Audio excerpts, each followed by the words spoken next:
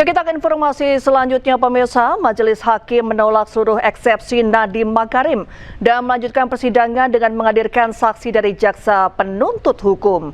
Kuasa hukum Nadiem Makarim menghormati putusan hakim dan meminta hasil audit BPK dan BPKP segera diserahkan.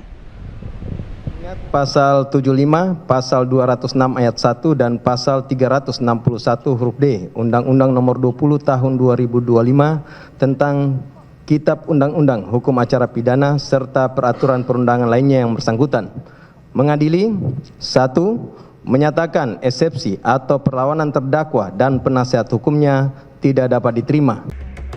Majelis Hakim menolak eksepsi Nadiem Makarim dalam sidang pembacaan putusan sela oleh Majelis Hakim Purwanto S. Abdullah atas eksepsi atau nota keberatan yang diajukan mantan Mendikbudristek Nadiem Makarim di Pengadilan Negeri Tindak Pidana Korupsi. Majelis Hakim juga memutuskan persidangan akan dilanjutkan ke tahap pembuktian pada minggu depan. Menanggapi putusan tersebut, kuasa hukum Nadiem Makarim menyatakan menghormati proses hukum yang berjalan. Namun mereka meminta agar hasil audit BPK dan BPKP diserahkan sebelum sidang pembuktian digelar. Kami sampaikan untuk putusan ini sudah lengkap. Jika penuntut umum maupun penasihat hukum dan terdakwa tidak keberatan terhadap surat dakwaan yang sudah dibacakan oleh penuntut umum, eksepsi atau perlawanan yang sudah pula dibacakan oleh terdakwa maupun penasihat hukum. Terkait permintaan hasil audit BPKP tersebut, jaksa penuntut umum sebelumnya telah menjelaskan bahwa dalam KUHP terbaru menyebutkan penyerahan alat bukti merupakan hak masing-masing pihak dan akan dihadirkan dalam persidangan.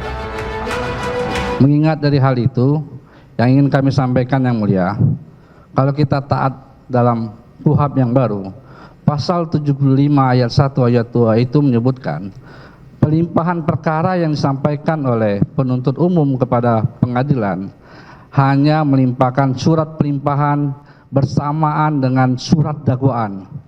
Itu yang pertama.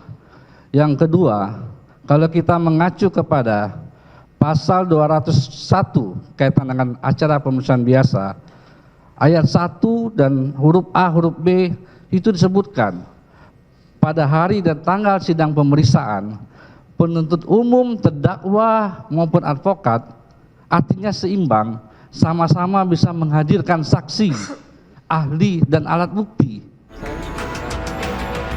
Persidangan akan dilanjutkan Senin 19 Januari 2026 dengan agenda menghadirkan saksi-saksi dari jaksa penuntut umum. Dari Jakarta, Berliana Mileni, Rizky Solehudin, Suryali Santoso, iNews melaporkan. KPK terus mendalami dugaan korupsi kuota haji yang menjerat mantan Menteri Agama Yakut Khalil Qomas. KPK menyebut saat ini fokus pada kerugian negara. Ya, juru bicara KPK mengatakan saat ini pihaknya tengah fokus pada kerugian negara. KPK juga mengatakan memeriksa pihak lain termasuk penyedia jasa haji. KPK juga masih melengkapi bukti termasuk menyelidiki kerugian negara akibat korupsi kuota haji. KPK juga akan kembali memeriksa Yakut sebagai tersangka.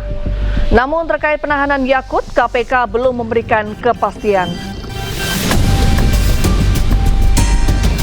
Terkait dengan kerugian keuangan negara, di mana dari perkara ini dua tersangka itu yang sedang ditetapkan. Artinya dari KPK akan berpeluang gitu mengembangkan penyidikan kasus kuota haji. Ya, tentu setiap penyidikan perkara selalu punya peluang untuk kemudian dikembangkan. Namun kemudian kita fokuskan dulu, kita lengkapi dulu berkas penyidikannya untuk dua tersangka ini. Nah, ini kan pemeriksaan juga masih akan terus bergulir. Hari ini ada pemeriksaan dan mungkin besok juga masih akan ada lagi, termasuk nanti ketika di persidangan juga dimungkinkan pemeriksaan terhadap saksi-saksi di persidangan, termasuk nanti fakta-fakta yang muncul dalam persidangan itu juga tentu akan dianalisis baik oleh penyidik maupun oleh JPU. Koordinator Maki Boyamin Saiman mendesak KPK menelusuri uang dan aset dari travel haji yang terlibat korupsi kuota haji. Sementara menurut KPK, masih banyak biro travel haji yang ragu-ragu mengembalikan uang dan aset kepada KPK.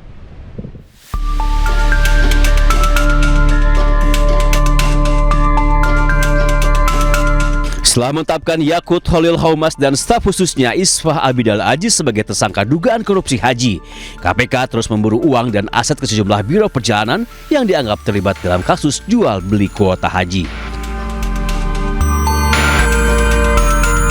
KPK mengklaim dalam kurun waktu 7 bulan telah menyita 100 miliar rupiah.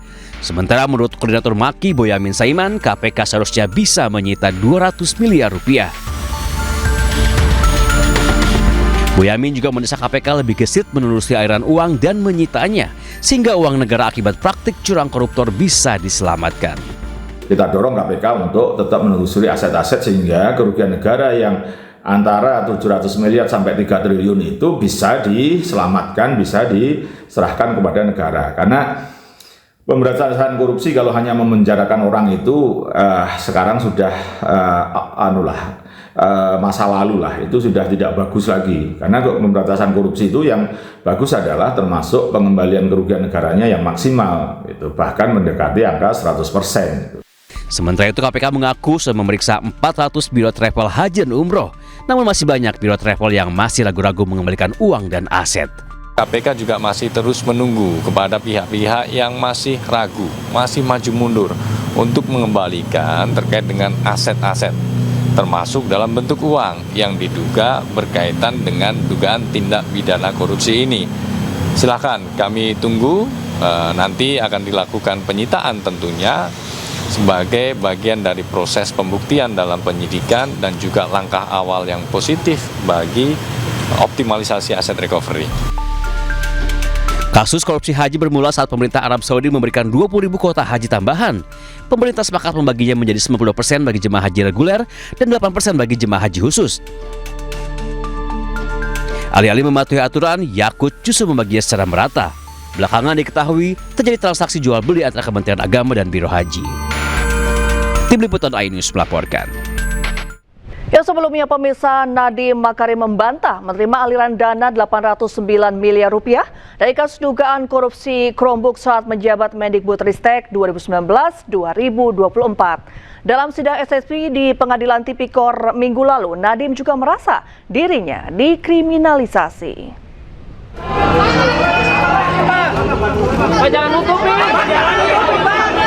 Terdakwa kasus dugaan korupsi pengadaan laptop Chromebook Nadiem Makarim membantah tuduhan menerima aliran dana 809 miliar.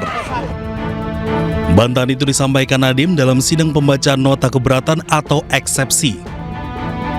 Dakwaan menyebut saya memperkaya diri sendiri, tetapi tidak menjelaskan apa mekanismenya saya menerima aliran dana 809 M tersebut. Tidak jelas apakah aliran ini ke saya, dan tidak jelas apa keuntungan yang saya dapatkan dari aliran dana ini.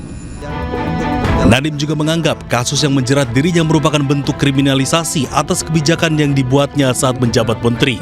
Surat dari Saya juga berjuang untuk setiap profesional dan pejabat jujur yang dituduh korupsi. Demi menjaga martabat upaya anti korupsi di Indonesia, kriminalisasi kebijakan harus berhenti di negara ini. Setiap anak muda, setiap profesional yang punya keinginan mengabdi untuk negeri ini akan menyaksikan hasil dari sidang ini. Nadiem Makarim didakwa merugikan negara sebesar 2,1 triliun rupiah. Perbuatan ini disebut dilakukan bersama 3 terdakwa lainnya.